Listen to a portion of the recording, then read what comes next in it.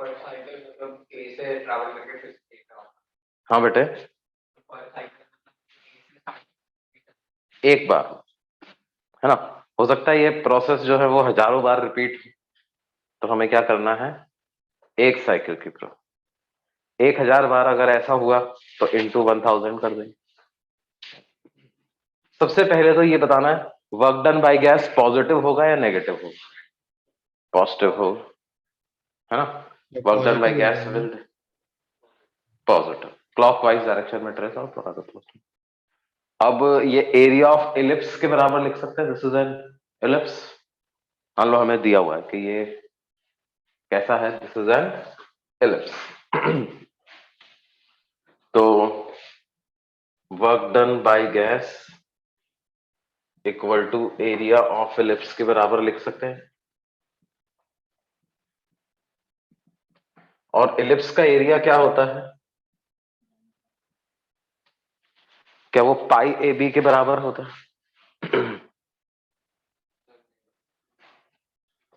हाँ मैं बता रहा हूं ना, कितना होता है, pi A B, where A is semi major axis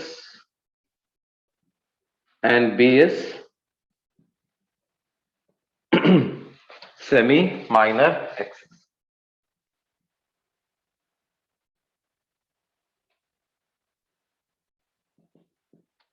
है ना। देखो सर्कल इसका एक स्पेशल केस होता है जिसमें ए और बी बराबर हो जाते हैं, है ना। तो अगर ए को बी के बराबर सब्स्टिट्यूट कर दोगे तो पाई ए स्क्वायर सर्कल के एरिया का फॉर्मूला। तो उस तरह से आप याद रख सकते हो इसको, है ना। ये ऑफ कोर्स इसका डेरिवेशन है। डेरिवेशन तो कैसे करते हैं, इस सर्कल की इक्वेशन, इलिप्स की इक्वेशन होती है कोनिक सेक्शन में, X square by square plus Y square B square is 1। तो आप क्या करो, y को x के टर्म्स में एक्सप्रेस करो, है ना।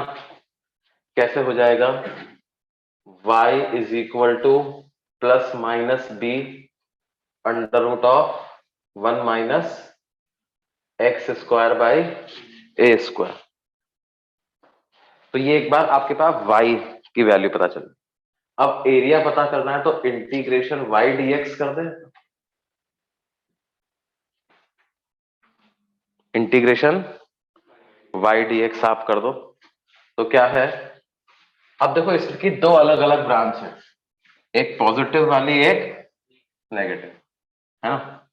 तो जैसे ये इलिप्स है जी, तो ये इक्वेशन तो ऐसे इलिप्स की आई है ना। तो ये अपर आर्क और ये lower, upper arc is plus B under root 1 minus X square by square, lower arc is minus B under root 1 minus X square by square. तो आप एक बार में पॉजिटिव वाला ले लो और पॉजिटिव वाला लेकर के इंटीग्रेशन कर दो, तो ये एरिया आ जाएगा। इसका ट्वाइस कर दो तो क्या आ जाएगा, एलिप्स का एरिया आ जाएगा, है ना। लेकिन अभी अपन उसको प्रूव नहीं कर रहे क्योंकि ये वाला इंटीग्रेशन करना अभी हमारे लिए काफी भारी पड़ेगा, है ना। तो अभी तो आपको ये मान लेना है भाई इतना आ जाता है, पाई ए बी इतना एरिया है। मैंने बता दी कैसे करना है। अब बस हमें क्या करें, semi major semi minor axes की लेंथ सब्स्टिट्यूट कर दें। तो मेजर एक्सेस ये वाली हो गई, 1 से 3 लीटर, तो 2 लीटर का गैप है ये। और ये तो मेजर एक्सेस, इसका हाफ करना पड़ेगा तो सेमी मेजर एक्सेस मिलेगा, है ना। तो सेमी मेजर एक्सेस की लेंथ तो क्या हो गई, 1 लीटर, है ना। और सेमी माइनर एक्सेस ये पूरी लेंथ है 1/2 80, तो ये हो जाएगा 1/2। तो ये कितना आ गया वर्क डन बच्चों, π/2 लीटर एटमॉस्फेयर, ऐसा लिख सकते हैं। 1 litre is 10⁻³ metre cube and 1 atmosphere is approximately 10⁵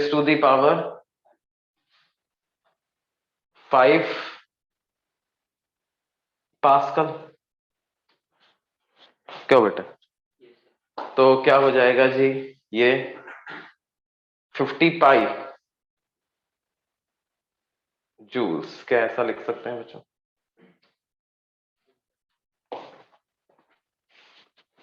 it will be 50 pi joules. ऐसा यूनिट में कन्वर्ट कर लिया पूरी तरह से हमने। पास्कल का मतलब क्या होता है? न्यूटन पर मीटर स्क्वायर, और इधर लिखा हुआ मीटर क्यूब। मीटर क्यूब से मीटर स्क्वायर, 1 मीटर बचा तो न्यूटन मीटर बचा, और 1 न्यूटन मीटर इज 1 जूल, है ना। वर्क डन की यूनिट होती है ना जूल। वर्क डन क्या होता है? Force into displacement. तो force is newton, displacement is metre, तो न्यूटन मीटर। न्यूटन मीटर को क्या कहेंगे? जूल। ठीक है बच्चों।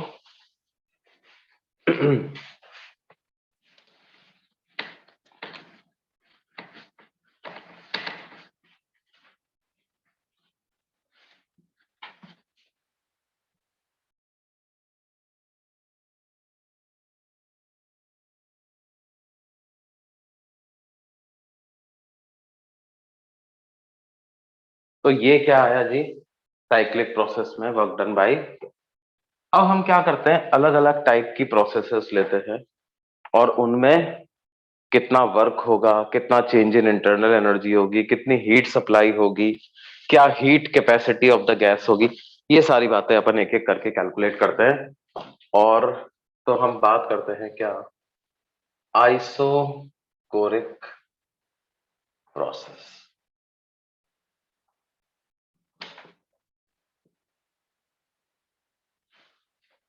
आइसोकोरिक प्रोसेस किसे कहते हैं बच्चों? वो प्रोसेस जिसमें वॉल्यूम कांस्टेंट रहे, है ना। And when we say that volume remains constant, हम ये मानते हैं कि ऐसा नहीं है कि not just initial and final volumes are equal, but during the entire process volume never changes. कभी चेंज होता ही नहीं है वॉल्यूम, उसको कहना है वॉल्यूम रिमेन्स कांस्टेंट, है ना। मतलब how does it look like कि मान लो हमने क्या किया, एक रिजिड कंटेनर ले लिया। We take a rigid container और उसमें कुछ गैस भरी हुई है। इसकी वॉल्स बिल्कुल भी एक्सपैंड नहीं हो सकती, और हम क्या कर रहे हैं जी, इसको हीट सप्लाई कर रहे हैं। क्या होगा? हीट सप्लाई करोगे, टेम्परेचर बढ़ेगा, गैस के मॉलिक्यूल्स के बिल्कुल और तेज भागेंगे इधर से उधर, दीवारों से ज्यादा स्पीड से टकराएंगे। तो ज्यादा स्पीड से टकराएंगे तो प्रेशर बढ़ेगा, टेम्परेचर बढ़ेगा, लेकिन वॉल्यूम वॉल्यूम तो उतना ही ऑक्यूपाई करेंगे जितना कंटेनर का वॉल्यूम है ना। तो ऐसी प्रोसेस को क्या कहते हैं? Isochoric process. अच्छा, अगर वॉल्यूम कांस्टेंट है जी, तो पीवी इक्वल टू एनआरटी के हिसाब से क्या मैं ये बोल सकता हूं कि pressure is going to be directly proportional to temperature, या मैं ऐसा लिख सकता हूं कि P upon T is constant, या मैं ऐसे लिख सकता हूं P initial by T initial equal to P final by T final. बोलिए जी। मैंने क्या किया, वॉल्यूम इक्वल टू कांस्टेंट है ये तो यूज किया ही, साथ में आइडियल गैस इक्वेशन भी यूज करी। आइडियल गैस इक्वेशन क्या होती है? PV equal to NRT. तो P को लिख लिया NR by V into T. NR by V तो कांस्टेंट है, तो प्रेशर डायरेक्टली प्रोपोर्शनल आ गया किसके? टेम्परेचर, है ना। अगर हम अलग अलग पैरामीटर्स के बीच में ग्राफ बनाए, जैसे मैं पीवी ग्राफ ही बना रहा हूं, PV graph of isochoric heating, तो वो ग्राफ कैसा दिखेगा? Will it look like this? Volume constant, और प्रेशर बढ़ रहा है। यदि मान लो मैं बनाता हूं पीटी ग्राफ,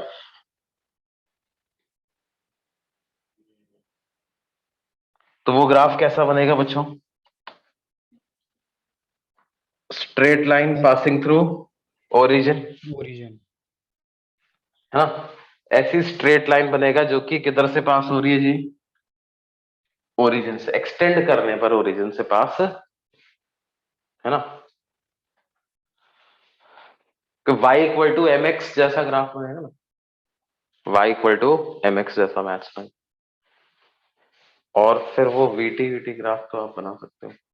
जैसे मान लो कि मैंने वॉल्यूम को y एक्सिस पे ले लिया, टेम्परेचर को x एक्सिस पे ले लिया, तो ग्राफ ऐसा बनेगा, सर सर है ना? तो क्या है, हम सर ग्राफ देख करके ये बता सकते हैं कि प्रोसेस कैसा है। प्रोसेस सुन करके ग्राफ बना सकते हैं। इधर ये दे दिया जाए क्वेश्चन में तो यहां से वहां पे समझ में आना चाहिए। हाँ बोलो बेटे, क्या बोल रहे हो? सर आप कैमरा थोड़ा और पीछे रख सकते हैं क्या, सर वो पूरा दिखेगा। पूरा तो दिख रहा है यार, और क्या देखना है तेरे को? सर मेरे को सर नीचे का और ऊपर का नहीं दिख रहा। वो तुम्हारे इसमें दिक्कत है, तुम इसको सही करो, क्योंकि on my screen I can see the complete board.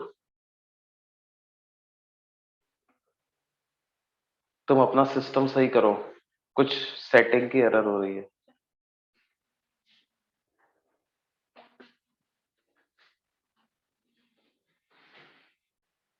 क्योंकि मेरे स्क्रीन पे मैं पूरा कंप्लीट बोर्ड दिख रहा है, बल्कि ऊपर थोड़ा सा वाइट वो दीवार भी दिख रही है। बच्चों, किसी और को दिक्कत आ रही है क्या पूरा बोर्ड देखने में? No sir. नहीं सर। पूरा दिख रहा है ना ऊपर से नीचे तक? हाँ सर। यहाँ हाँ से सर। ऊपर तक पूरा दिख रहा है? हाँ सर। गर्वित बेटा चेक करो यार, तुम्हारा क्या कुछ सेटिंग का एरर है क्या, या तो रिजोल्यूशन चेंज करो। हो सकता है रिजोल्यूशन बढ़े की वजह से कुछ दिक्कत आ रही है। हाँ, जीरो का मतलब तो यार 0 केल्विन टेम्परेचर होता है ना। 0 केल्विन टेम्परेचर पहुंचना तो बड़ा मुश्किल होता है, हाँ? तो इसलिए उसको अपन वहां तक नहीं बनाते। थ्योरेटिकली आप बना सकते हो, प्रैक्टिकली 0 केल्विन टेम्परेचर तक नहीं पहुंचते। अच्छा, अब बात करते हैं हम किसकी? ये जो आइसोकोरिक प्रोसेस है, इसमें वर्क डन बाय गैस कितना होगा जी? Work done by gas will be, force लग रहा है दीवारों पे, लेकिन इनका कोई डिस्प्लेसमेंट नहीं हो रहा। या इंटीग्रल पी डीवी वाले फॉर्मूले से देखें तो DV is 0। Change in internal energy कैसे लिखेंगे बच्चों? चेंज इन इंटरनल एनर्जी तो प्रोसेस पे डिपेंड करता ही नहीं है, उसका तो एक ही फॉर्मूला है, हर बार वही फॉर्मूला लगाएंगे। क्या है वो? F/2 NR delta T।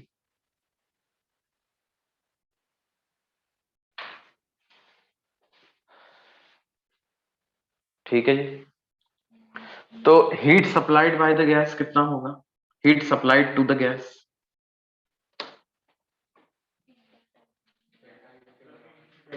Delta U plus W।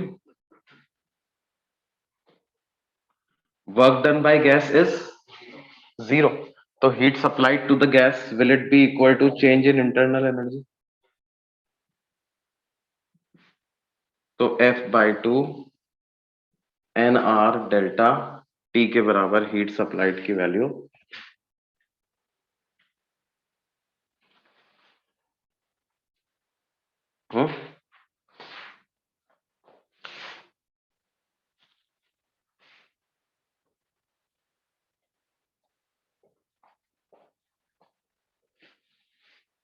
अच्छा,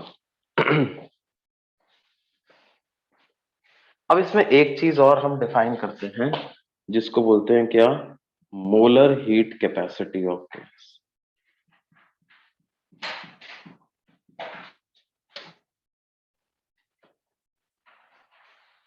मोलर हीट कैपेसिटी का मतलब क्या होता है?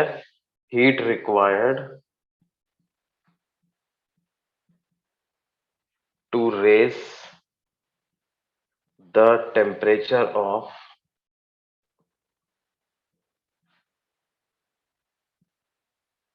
1 mole of a gas by 1 degree Celsius.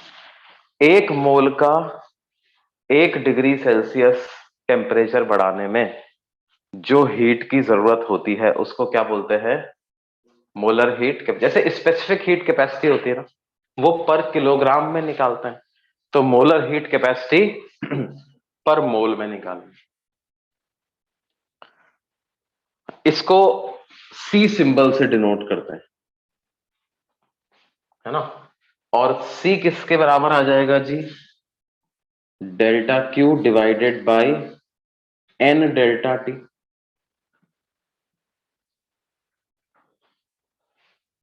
अगर एन मोल का डेल्टा टी अमाउंट टेम्परेचर बढ़ाने में डेल्टा क्यू हीट की जरूरत होती है, तो 1 मोल का 1 डिग्री बढ़ाने के लिए कितनी हीट की जरूरत पड़ेगी? Delta Q upon N delta, है ना। हीट सप्लाइड पर मोल पर डिग्री राइज इन टेम्परेचर। ठीक है। अब देखिए, जैसे कि अगर मैं आइसोकोरिक प्रोसेस की मोलर हीट कैपेसिटी निकालूं, molar heat capacity of a gas for isochoric process, C V उसको से डिनोट करते हैं। किस सिंबल से डिनोट करते हैं? CV, molar heat capacity at constant volume.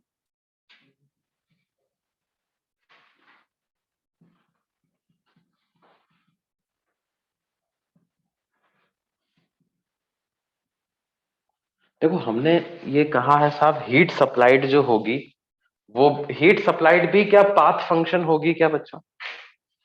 Heat supplied by a gas, will it be path function, will it be state function? It will be path. क्यों? Delta Q equal to delta U plus W. Delta U is state function but work done depends on path, तो इन दोनों का जो सम आएगा वो path पे depend कर ही जाएगा। तो इसका मतलब हीट सप्लाइड इज अ कैसा फंक्शन?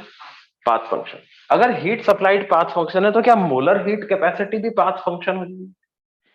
अलग अलग प्रोसेसेस के लिए सेम गैस की मोलर हीट कैपेसिटी अलग अलग आएगी। हीलियम गैस है, अलग अलग टाइप की प्रोसेसेस के लिए उसकी molar heat capacity will be different. हाँ, तो हम किसकी बात कर रहे हैं? CV सिंबल किसका है? Molar heat capacity at constant volume या फॉर एन आइसोकोरिक प्रोसेस। तो वो कितना आ जाएगा जी?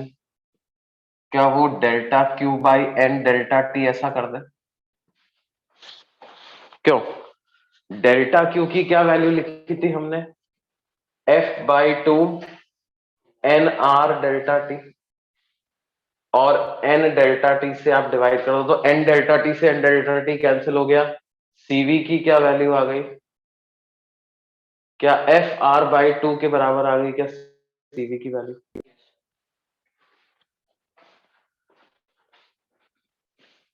हाँ बेटे, तुम्हारी प्रॉब्लम रिजॉल्व हुई? हाँ सर, हो गई। देख, ओके, क्या गड़बड़ हो रही थी? सर वो फिट टू स्केल रेशियो पे था, सर ओरिजिनल रेशियो पे कर दिया। अच्छा अच्छा, चलो ठीक है। हाँ बेटे बोलो। तो वो स्टेट फंक्शन हो। अरे यार ऐसे थोड़ी ना, आइसोकोरिक फंक्शन में तो स्टेट फंक्शन होगा। जब तुमने प्रोसेस ही एक कह दी तो तूने बोल दिया साहब यही प्रोसेस है, तो एक प्रोसेस में तो एक ही वैल्यू आएगी ना। स्टेट फंक्शन है या नहीं इसका जजमेंट कैसे होगा? आप अलग अलग प्रोसेसेस लो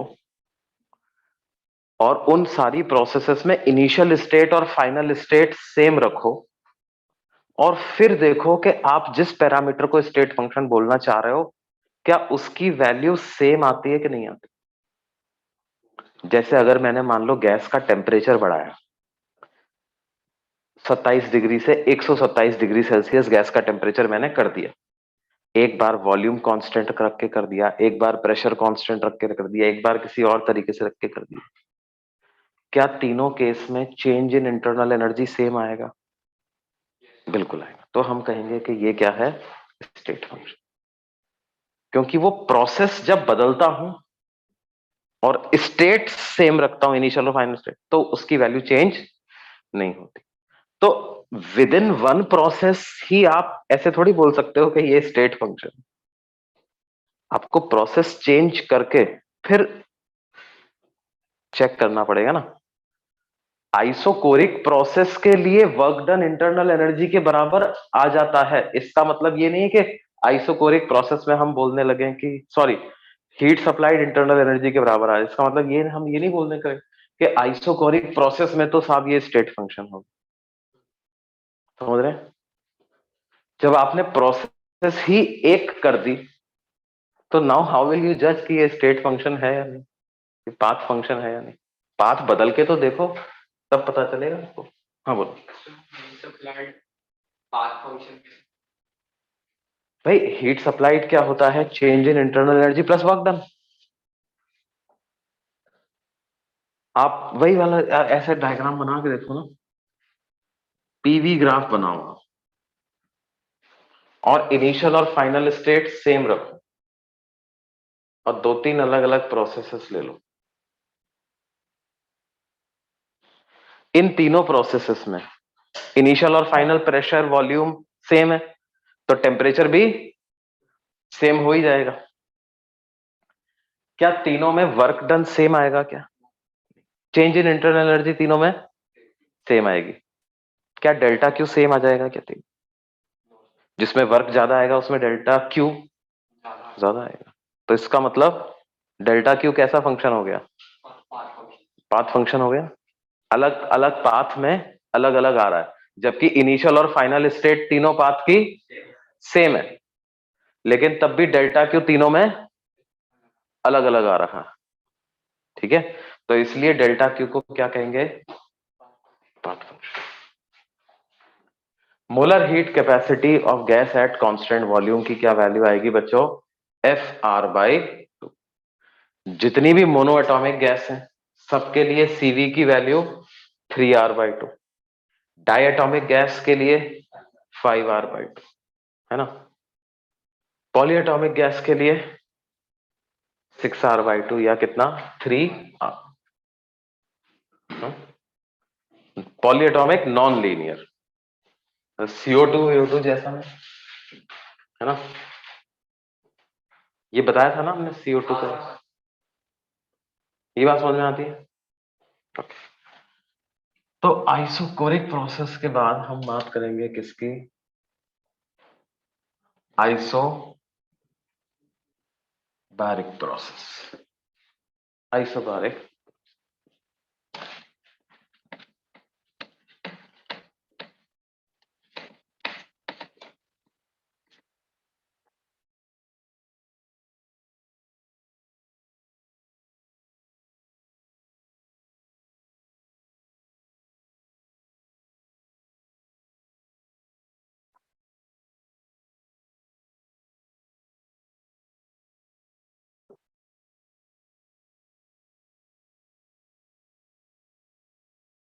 आइसोबैरिक प्रोसेस किसे कहते हैं बच्चों, जब प्रेशर कांस्टेंट रहता है। बिल्कुल सही, प्रेशर रिमेन्स कांस्टेंट है ना। प्रेशर को कैसे कांस्टेंट रखेंगे जी, अच्छा वॉल्यूम चेंज करके। बिल्कुल सही बात। मतलब क्या करो, आप एक container low which is fitted with a movable movable piston. Piston है ना। मान लो ये अभी इक्विलिब्रियम में है, इसका पिस्टन का कुछ मास हो भी सकता है, मास लेस भी हो सकता है। अगर इसका मास है तो इक्विलिब्रियम में गैस प्रेशर इनटू एरिया इसके बराबर होगा mg plus atmospheric pressure into area. और अगर मास नहीं है तो गैस प्रेशर किसके बराबर होगा? एटमॉस्फेरिक प्रेशर, एटमॉस्फेरिक, है ना। अब हम क्या करते हैं जी, गैस को स्लोली हीट करते हैं, स्लो हीटिंग। अगर इसको हम बहुत धीरे धीरे हीट सप्लाई करेंगे तो क्या होगा? सर वो पिस्टन धीरे इसका धीरे ऊपर टेम्परेचर बढ़ेगा। टेम्परेचर जैसे ही बढ़ा, प्रेशर मान लो स्लाइटली बढ़ा, जैसे ही स्लाइटली प्रेशर बढ़ा, piston will start moving up, है ना। आप स्लो हीटिंग करते रहो, ये पिस्टन धीरे धीरे ऊपर मूव करता है। अब क्योंकि पिस्टन धीरे धीरे मूव कर रहा है, इसका मतलब क्या हम बोल सकते हैं कि पिस्टन इक्विलिब्रियम में, इक्विलिब्रियम में है तो पिस्टन पे नेट फोर्स हमेशा 0 होना चाहिए। और अगर नेट फोर्स 0 है, बाहर वाले फोर्सेस तो चेंज हो नहीं रहे, सर लेकिन तो सर लेकिन वो गैस, पिस्टन तो ऊपर मूव कर रहा है ना सर, तो फिर वो नेट फोर्स 0 कैसे? हाँ यार, तुमने देखो पूरे न्यूटन्स लॉ को भूल गए तुम, बेचारे न्यूटन को बहुत दिन से याद नहीं किया। न्यूटन लॉ ये बच्चा पूछ रहा था आपसे, पिस्टन तो मूव कर रहा है, तो अंदर प्रेशर ज्यादा होना चाहिए, बाहर तो कम होना चाहिए। न्यूटन लॉ क्या कहता है? क्या किसी बॉडी को कांस्टेंट वेलोसिटी से चलाने के लिए नेट फोर्स की जरूरत होती है? हाँ, नहीं सर, 0 होता है। कांस्टेंट वेलोसिटी से चलाने के लिए नेट फोर्स की आवश्यकता नहीं नहीं होती, होता। स्टेट ऑफ मोशन को चेंज करने के लिए फोर्स की जरूरत होती यस है ना। Sir. A body at rest continues to be at rest, and a rest body in uniform motion in a straight line continuous continues to be in the motion same state. state until unless some net external force changes its state of motion। ये बात समझ में आती है? Yes. तो constant speed से चलाने के लिए नेट फोर्स की आवश्यकता नहीं है ना। क्या इस तरह से हम एक आइसोबारिक प्रोसेस को अंजाम दे सकते हैं? मूवेबल पिस्टन लगाओ, धीरे धीरे हीट सप्लाई करो, अपने आप जो प्रोसेस हो जाएगी आपकी, वो क्या हो जाएगी? Isobaric process. Pressure will remain constant. अब अगर प्रेशर कांस्टेंट रहता है तो पीवी इक्वल टू एनआरटी के हिसाब से क्या हम बोल सकते हैं कि volume will be directly proportional to absolute temperature या temperature in kelvin. Volume is directly proportional to temperature in kelvin. इसका मतलब V by T will remain constant. ये वॉल्यूम डायरेक्टली प्रोपोर्शनल का मतलब क्या होता है बेटे, कि अगर आपने टेम्परेचर ट्वाइस कर दिया तो वॉल्यूम भी ट्वाइस हो जाए। टेम्परेचर इन केल्विन ट्वाइस कर दिया, ऐसा नहीं आप कहने लगो 27 डिग्री से 54 डिग्री कर दिया हमने, टेम्परेचर दुगना हो गया, अब बताओ वॉल्यूम दुगना हो रहा है क्या? ऐसा नहीं। टेम्परेचर इन केल्विन, मान लो 27 डिग्री पे हो तो उसका केल्विन में निकालो 300 केल्विन। 300 केल्विन का दुगना कितना? 600 केल्विन, 327 डिग्री सेल्सियस, तब जाकर के वॉल्यूम भी ट्वाइस हो। V by T is constant. ये इसके प्रोसेस की इक्वेशन हो गई। ग्राफ्स अगर हम बनाएंगे तो कैसे ग्राफ बनेगा? पीवी ग्राफ कैसा बनेगा जी? पीवी, प्रेशर कांस्टेंट है तो ऐसा बन जाएगा, एक्सपांशन के दौरान ऐसा बन जाएगा। pressure constant,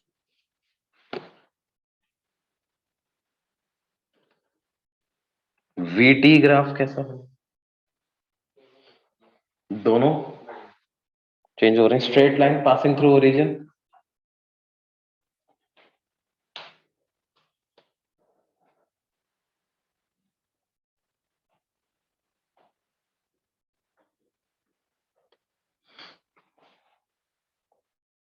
अच्छा, एक और हम पता है लो टेम्परेचर पे एक और कारण से ये ग्राफ ऐसा नहीं बनाते हैं।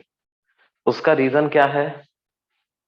लो टेम्परेचर पे गैस का बिहेवियर आइडियल बिहेवियर से डेविएट होने लग जाता है ना। गैसेस जो है वो आइडियल बिहेवियर पे कब, आइडियल बिहेवियर उनका किन कंडीशन में रहता है? High temperature and low pressure, है ना। तो इस वजह से भी क्या है, हम ज्यादा कम टेम्परेचर पे इस ग्राफ को नहीं। पीटी ग्राफ तो आसानी से बन ही जाएगा। प्रेशर कांस्टेंट, टेम्परेचर बढ़ रहा है, तो ये पीटी ग्राफ ऐसा, ठीक है। ये हो गया जी आइस। हाइट बहुत ज्यादा है, बट जो लो टेम्परेचर -273 डिग्री हम 0 केल्विन रेंज कम है, और हम जो हाई टेम्परेचर से तो 3000 तक बहुत आगे जाते हैं काफी। कुछ है मतलब, हाँ भाई वो तो देखो क्या है, थ्योरेटिकल लिमिट के हिसाब से वो आया है भाई। जैसे जब लोगों ने बॉयल्स लॉ, चार्ल्स लॉ लिखे, तो उन्होंने कहा कि यार ये देखो, टेम्परेचर 0 हो गया, वॉल्यूम 0 नहीं। सर एक अब डाउट है। हाँ, वॉल्यूम 0 के बाद आप और डिक्रीज तो नहीं कर सकते। हाँ बोलो बेटे। तो वो क्या सर है, अगर थ्योरेटिकली आई हुई लिमिट है। हाँ बोलो बेटे। सर अगर वो स्लो हीटिंग की जगह हम सर मतलब सिर्फ हीटिंग करते तो फिर मतलब वो आता क्या कांस्टेंट? नहीं आता, फिर नहीं आता भाई। अगर आप क्या है, बहुत तेज रेट से हीट सप्लाई करने लग जाओ, तो फिर हम ऐसा नहीं बोल पाएंगे कि वो इक्विलिब्रियम में रहते हुए चल रहा है, नहीं तो है, एक्सलेरेट हो सकता है ना। तो फिर हम आइसोबारिक प्रोसेस है ऐसा नहीं बोल पाएंगे। ठीक है। या उसकी जगह और कब आइसोबारिक प्रोसेस नहीं बोल पाओगे? मान लो मैंने क्या किया, ऊपर एक स्प्रिंग भी लगा दी, पिस्टन है, ऊपर कोई दीवार लगा है, दीवार से स्प्रिंग लगा दी। अब क्या होगा, स्लो हीटिंग कर रहे हो आप, इसको दबाया, तो एक्सटर्नल फोर्स वेरिएबल हो गया, तो इंटरनल फोर्स को भी वेरिएबल होना पड़ेगा। एक और तरीके से नहीं, सर वो फ्रिक्शन स्प्रिंग में फोर्स की वजह से प्रेशर बढ़ेगा ना? स्प्रिंग फोर्स की वजह से प्रेशर बढ़ेगा, स्प्रिंग नहीं है, फ्रिक्शन है, हाँ। फ्रिक्शन। हाँ लेकिन उसमें भी क्या है कि अगर मान लो आप स्लो हीटिंग कर रहे हो, तो even if there is some friction, तो क्या होगा, वो गैस प्रेशर थोड़ा सा बढ़ेगा, इनिशियली जितना था उससे थोड़ा बढ़ेगा, लेकिन फिर उसके बाद कांस्टेंट ही रह जाएगा, है ना। उसके बाद नहीं बढ़ेगा भाई। कितना हो जाएगा, mg plus friction plus atmospheric pressure के फोर्स, फिर हमेशा इतना ही रहेगा ना। फिर फ्रिक्शन तो कांस्टेंट लगने लग जाएगा, mu M mu N.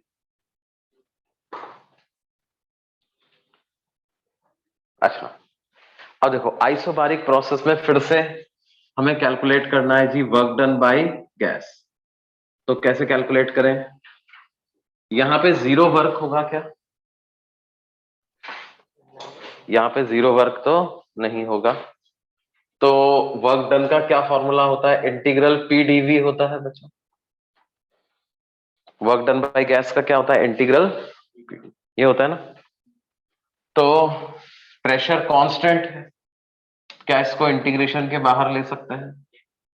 P integral D V, और लिमिट्स ऑफ इंटीग्रेशन लगा दें वी इनिशियल से वी फाइनल, तो P V final minus V initial, और final volume minus initial volume को चेंज इन वॉल्यूम लिख सकते हैं। तो work done by gas in isobaric process का क्या फॉर्मूला आ गया जी? पी डेल्टा वी के बराबर। Work done by gas in isobaric process कितना आ गया? P डेल्टा इसको हम ऐसे भी लिख सकते थे, देखो ये जो P इंटू वी फाइनल लिखा हुआ है, क्या इसको NRT फाइनल ऐसा लिख सकते हैं? इसको लिख सकते हैं NRT फाइनल, और P इंटू वी इनिशियल को क्या लिख सकते हैं? NRT initial. तो वर्क डन बाय गैस कितना आ जाएगा? NR delta T। क्या ये वैल्यू आ जाएगी बच्चों? हाँ sir. Work done by gas will be equal to NR delta.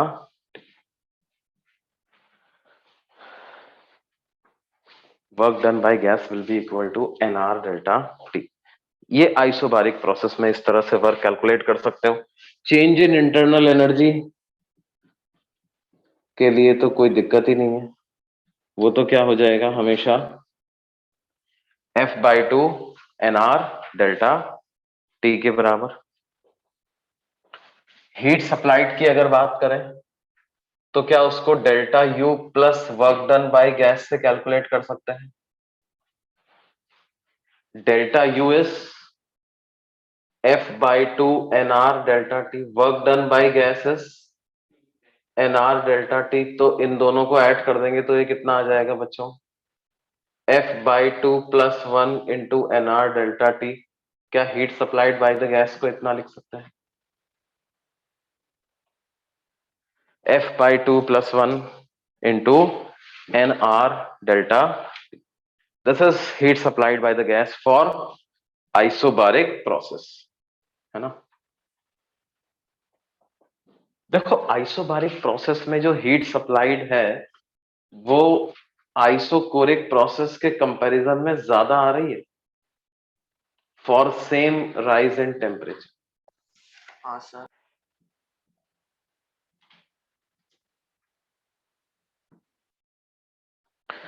For same rise in temperature, heat supplied in isobaric process is greater than heat supplied in isocoric process. क्या reason है बच्चों इसका? Sir क्योंकि उसमें work done 0 है isochoric में। हाँ वो तो मैथमेटिकली बता दिए तुम। फिजिकली ऐसा क्यों हो रहा है भाई? हीलियम गैस है, 2 मोल हीलियम के हैं, 2 कंटेनर हैं, दोनों में 2-2 मोल हीलियम के रख दिया। एक में क्लोज्ड कंटेनर रिजिड, एक में we are allowing it to expand, heat कर रहे हैं। क्लोज कंटेनर दोनों में मान लो मेरे को 20-20 डिग्री हीलियम का टेम्परेचर बढ़ाना है।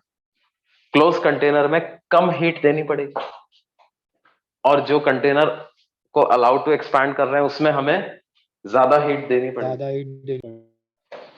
यही तो है। क्लोज कंटेनर में कितनी हीट से काम चल जा रहा है? F/2 NR delta T। यहां पे F/2 plus 1 NR delta T। ऐसा क्या हो रहा है वहां पर? भाई हीलियम तो हीलियम है, दो वहां भी 2 मोल है। रिजिड कंटेनर में सर प्रेशर भी बढ़ रहा है तो उसकी वजह से भी मतलब कंप्रेशन हो रहा है सर, तो सर टेम्परेचर बढ़ रहा है सर। कंप्रेशन मतलब सर मॉलिक्यूल्स का कोलाइजन भी बढ़ रहा है।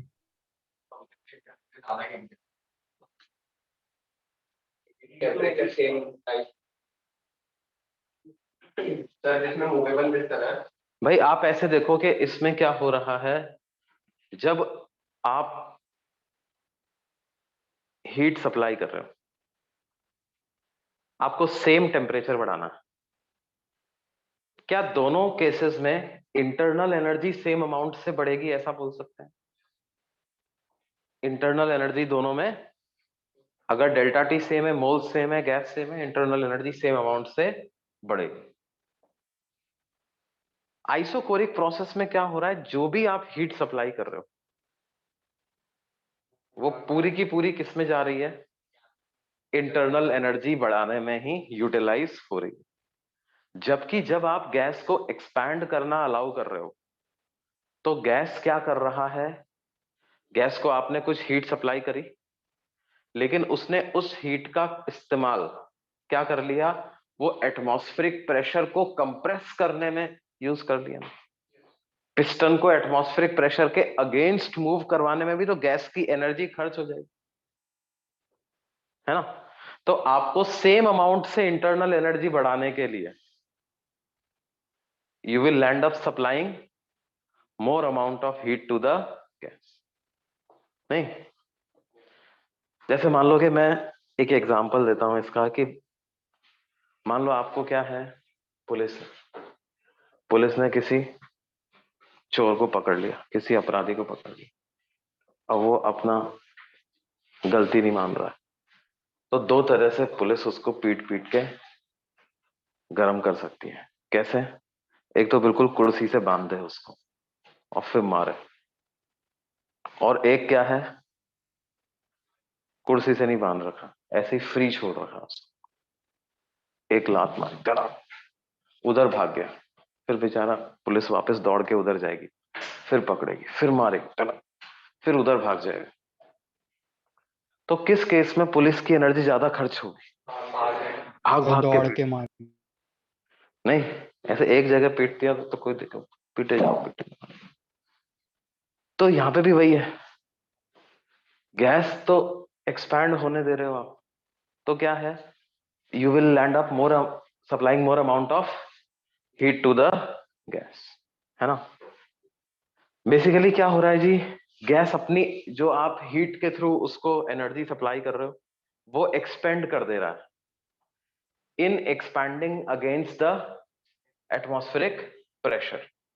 तो वो अपनी इंटरनल एनर्जी में उसको कम पार्ट कन्वर्ट कर पा। तो आपको सेम अमाउंट से इंटरनल एनर्जी बढ़ानी है, तो उसको आपने बहुत समझा रहे हो भाई अपने पास रखो इसको, लेकिन क्या है, वो अपने पास तो रखता नहीं है, वो कुछ तो देता ही है एटमॉस्फेयर को। तो आपको तो उसको सेम अमाउंट से ही बढ़ाना है टेम्परेचर, तो आपको ज्यादा हीट सप्लाई करनी पड़ेगी। अच्छा, molar heat capacity at constant pressure क्या आएगा जी? क्या वो F/2 + 1 × R के बराबर आ जाएगा? Molar heat capacity at constant pressure will be कितना? कैसे? डेल्टा क्यू को n डेल्टा टी से डिवाइड कर दे, तो n डेल्टा टी से डिवाइड कर दो। या आप ऐसे भी समझ सकते हो कि n मोल का डेल्टा टी टेम्परेचर बढ़ाने के लिए इतनी हीट की जरूरत है, तो 1 मोल का 1 डिग्री बढ़ाने के लिए कितनी हीट जरूरत पड़ेगी? n को 1 रख दो, डेल्टा टी को 1 रख दो, तो जो आएगा उसी को क्या कहेंगे? Molar heat capacity, F/2 + 1 × R।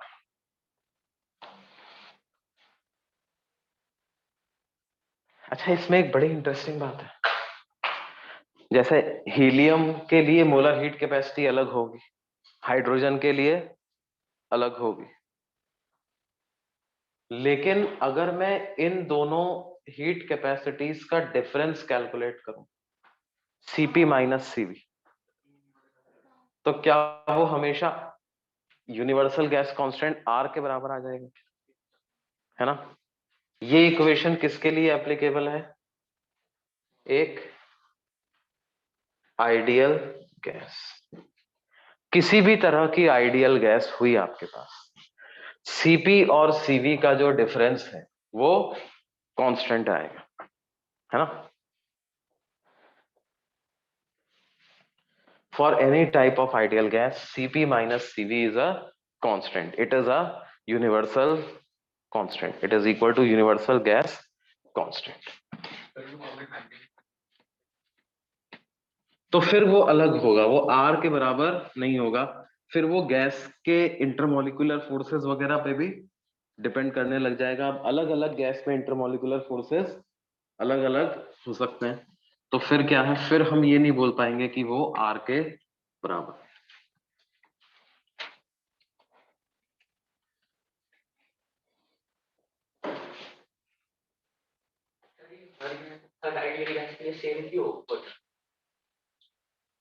क्योंकि बेसिकली देखो, सेम होने के पीछे कारण इसका वही है कि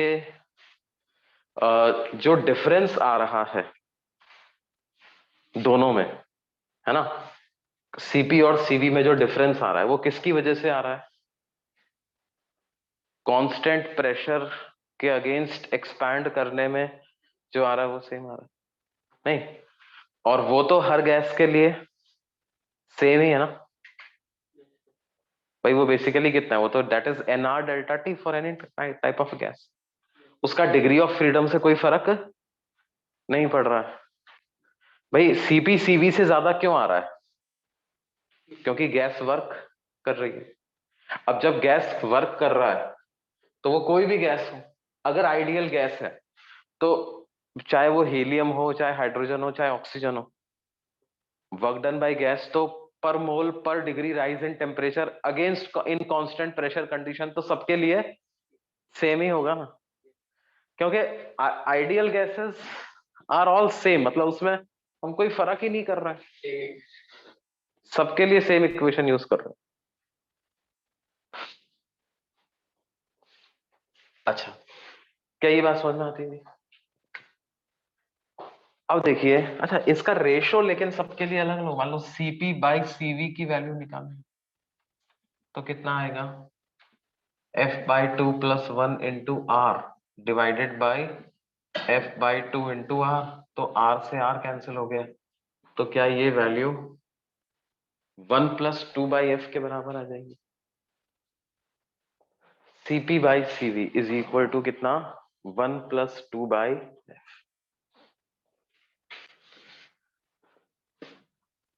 इसको हम नाम देते हैं gamma, ratio of molar heat capacity at constant pressure and molar heat capacity at constant volume का रेशियो कितना होगा, गामा।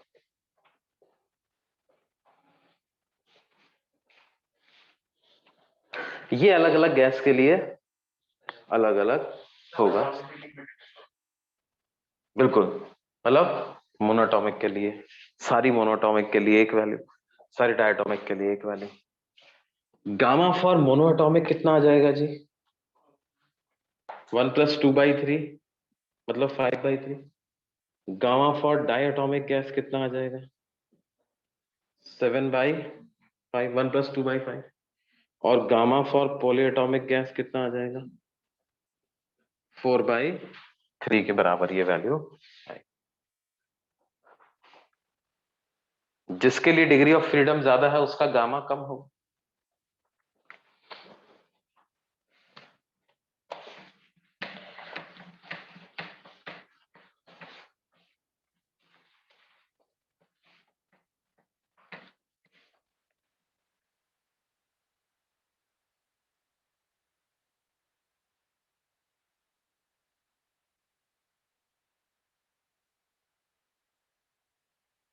देखो जैसे एक सवाल करा, दो तीन सवाल करते हैं अपन। मान लो हमसे कहा जाए कि 2 moles of an ideal monoatomic gas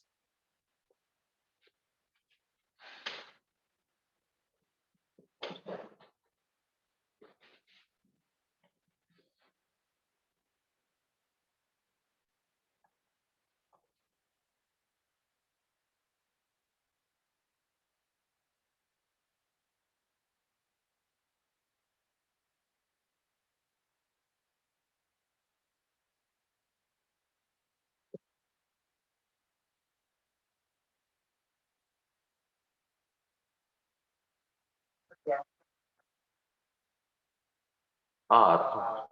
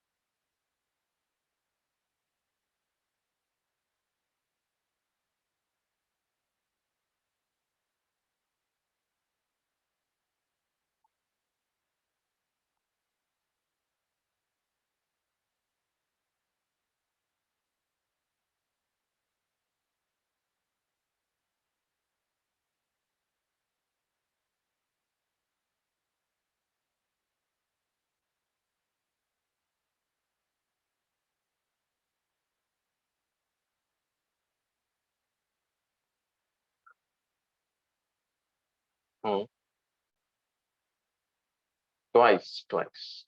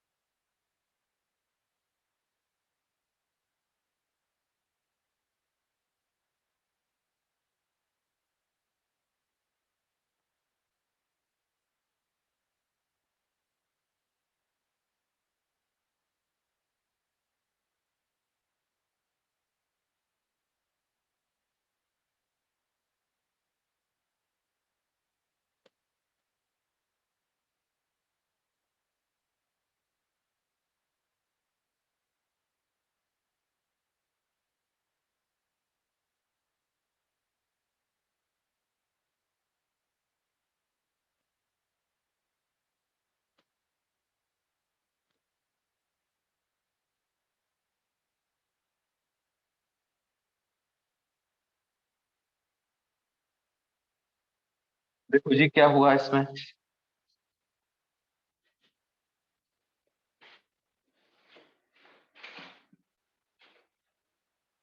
मान लो मैं पीवी ग्राफ बनाऊं पहले, तो किसी एक कंडीशन में गैस थी,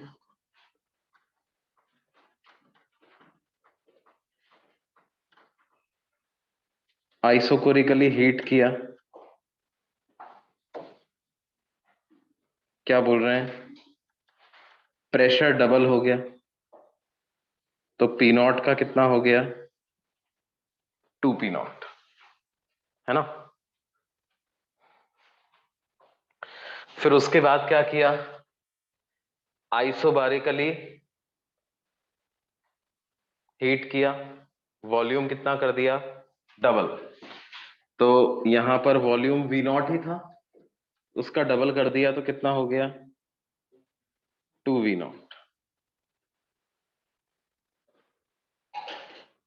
प्रेशर हो गया पी नॉट से 2 पी नॉट, फिर आइसोबारिक हीटिंग किया तो नहीं। अच्छा, अगर मान लो मैं यहां पर टेम्परेचर बोलता हूं टी नॉट, तो इधर टेम्परेचर कितना हो चुका होगा जी, क्या 2 टी नॉट बोल सकते हैं। आइसोकोरिक प्रोसेस में pressure is directly proportional to temperature, या temperature is directly proportional to pressure, pressure दुगना हो गया तो टेम्परेचर भी दुगना हो जाना चाहिए, तो 2 टी नॉट हो गया। फिर उसके बाद इधर आओ, अब प्रेशर कांस्टेंट है, वॉल्यूम डबल हो गया, तो टेम्परेचर भी एक बार और डबल हो जाना चाहिए, तो 2 टी नॉट का कितना हो जाएगा, क्या 4 टी नॉट हो जाएगा, 2 टी नॉट से ये हो जाएगा कितना, 4, मतलब इधर टेम्परेचर था 300 केल्विन, तो 300 से हो गया कितना, 600 केल्विन, 600 केल्विन से बढ़कर के हो गया कितना, 1200 केल्विन। क्यों जी। अब वर्क डन बाय गैस की जहां तक बात है बच्चों, तो आइसोकोरिक प्रोसेस में, मतलब इसको मैं ए नाम दूं, इसको बी, इसको सी, तो ए से बी वाले हिस्से में तो वर्क डन बाय गैस 0 होगा। Yes sir. Work done by gas in A to B will be 0। फिर B से C में निकालना है,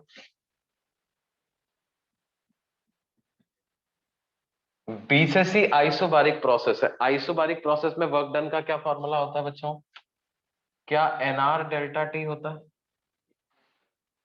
वर्क डन बाय गैस का फॉर्मूला होता है कितना, NR डेल्टा T, N को क्या लिख दें 2, R को लिख दें कितना 25/3, डेल्टा T को क्या लिख दें 300 से 600, तो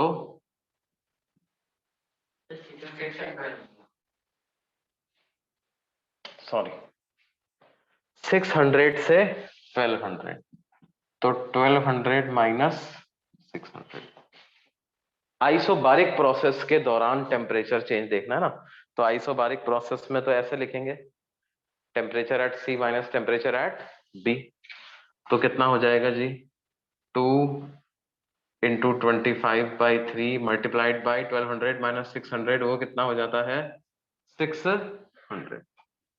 तो ये 200 इंटू 2 कितना, सर 10,000 आ रहा है। 400 इंटू 25 कितना 10,000 या 10 किलो। क्या ये बात समझ में आती है जी, है ना? तो पूरे ए से बी से सी तक में total work done by gas कितना हो गया, टोटल वर्क डन हो गया 10 किलो जूल।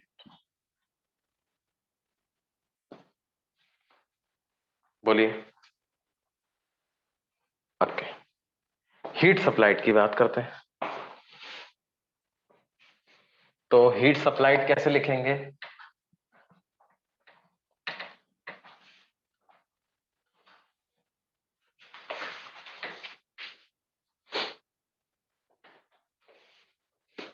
देखो क्या directly delta Q equal to delta U plus W ऐसा लगा दें क्या, पूरा ए से सी तक के लिए। Apply first law of thermodynamics from A to C, A से लेकर के सी तक पूरे के लिए फर्स्ट लॉ ऑफ थर्मोडायनेमिक्स लगा दें, लगा सकते हैं।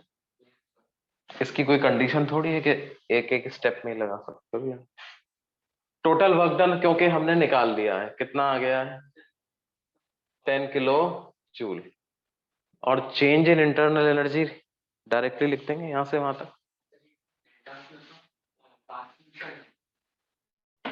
हाँ तो होने दो ना, तो हमने पाथ को अकाउंट में लिया तो है, वर्क डन मैंने पाथ से ही तो निकाला, नहीं निकाला, वर्क डन तो पाथ से ही निकाला, इस पाथ में ही तो इतना वर्क आया, वो निकाल लिया ना।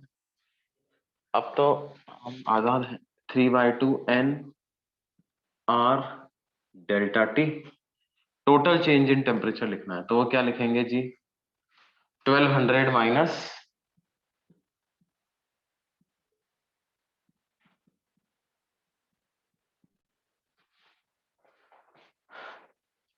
तो ये कैंसिल होता है, 25 इंटू कितना आ गया बेटे 900,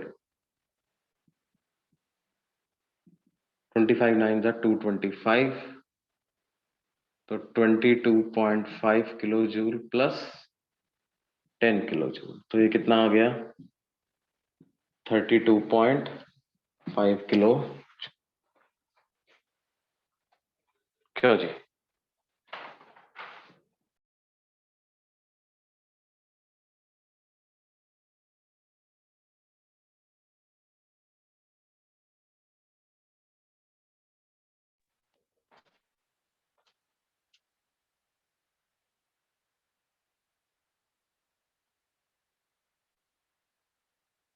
क्या ये बात समझ में आती है बच्चों? ओके,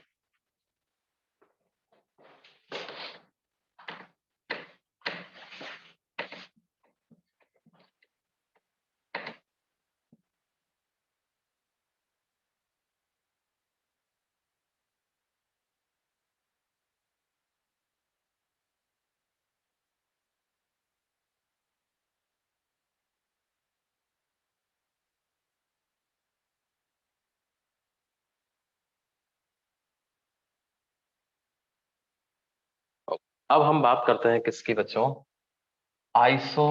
अच्छा और एक सवाल कर, अभी और एक सवाल कर, लिख लो, लिखिए क्या है, a sample of an ideal gas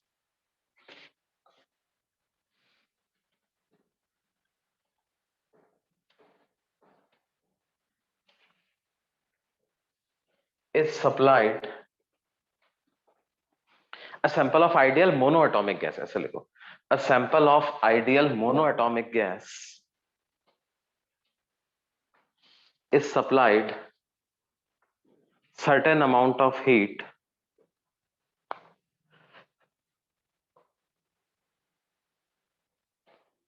isochorically is supplied, certain amount of heat isochorically, so that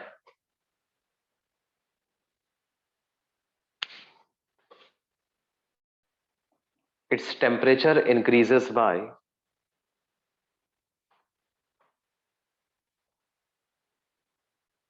30 degrees Celsius. So that its temperature increases by कितना बेटे 30 degree Celsius.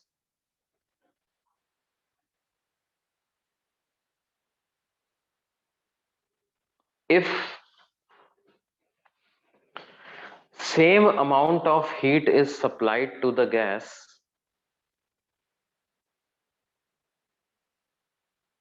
if the same amount of heat is supplied to the gas under isobaric conditions, if same amount of heat is supplied to the gas under isobaric conditions, then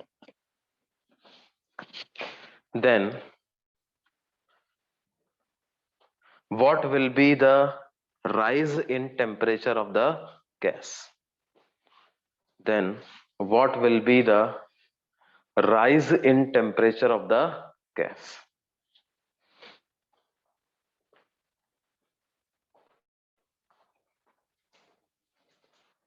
What will be the rise in temperature of the gas?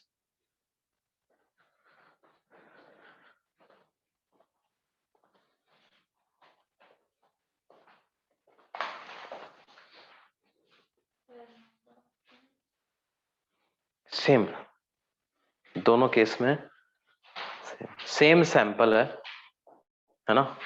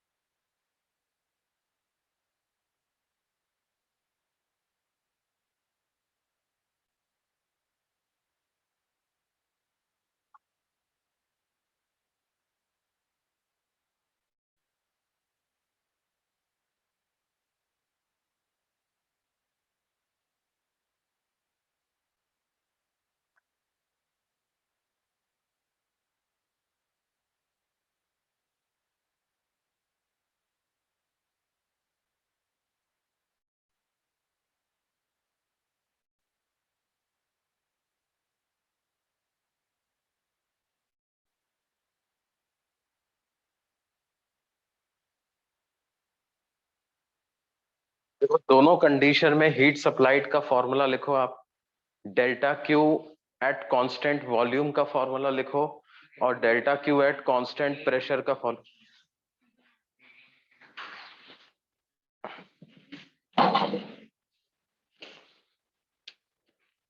Delta Q at constant volume का क्या expression होता है बच्चों, बताओ जरा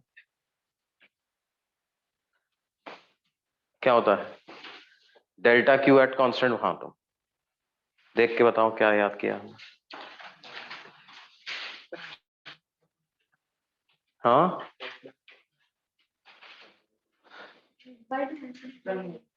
F by two N R delta,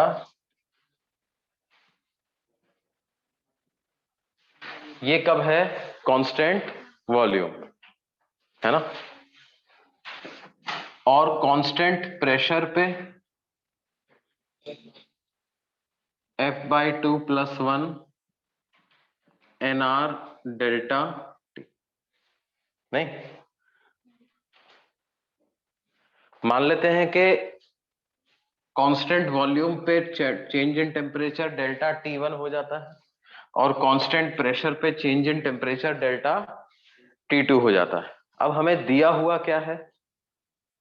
क्या same amount of heat supply करी है क्या हमने? Same amount of heat supply करी, तो delta Q at constant volume is same as delta Q at constant pressure. तो क्या हो जाएगा, F/2 NR delta T1 is equal to F/2 + 1 NR delta T2।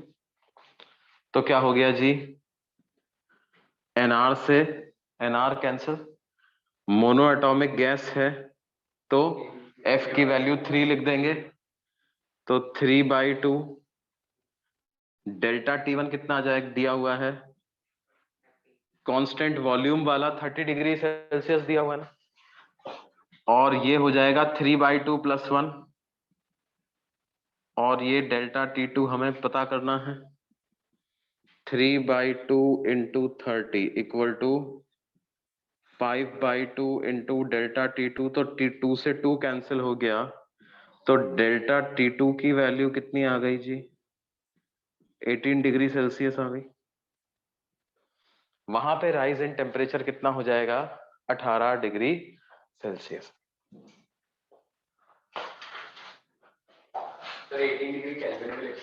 18 kelvin भी लिख सकते है ना,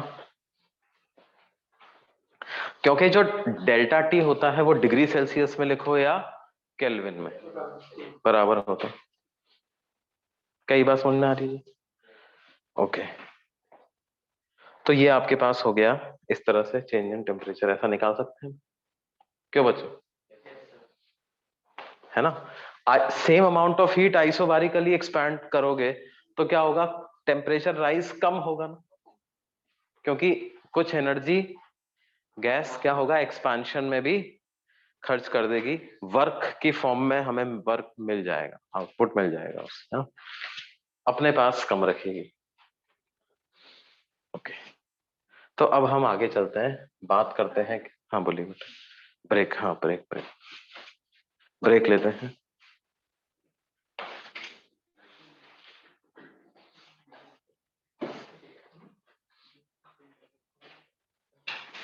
ब्रेक लेते हैं बच्चों, मिलते हैं।